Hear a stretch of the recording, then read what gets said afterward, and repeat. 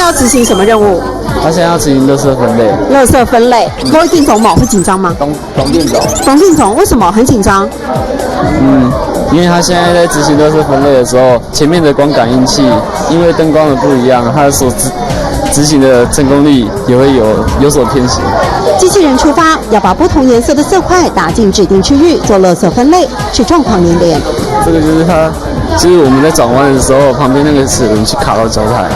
光感一改变，机器人的路径就偏离，失之毫厘，差之千里。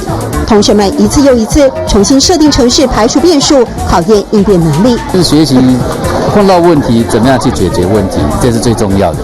不带脑力激荡，组合积木，加上马达动力，在自己编写程式。大家从想象力出发，创造不同的角色和环境。所以我们就是要克服说，但在每一种斜度都不会在它的震荡之下掉下来。现在机器人以后这种每一个家庭都会有。特地向工研院购买专业设计的机器人，当做大家观摩的范本。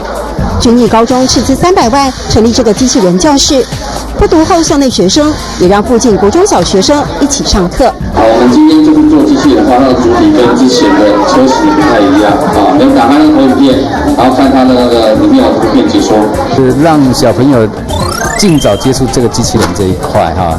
那我们也刚好有这个师资，有这个设备啊，那对于我们附近的小朋友应该是蛮有帮助的。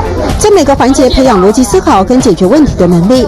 高中团队参加国际奥林匹克机器人大赛，拿到冠军肯定，也为落后日韩至少5年的机器人研发扎根脊椎。在这里，我们看到想象力与创造力激荡的成果，而更难得的是，孩子们从中体会，成功绝对不是偶然。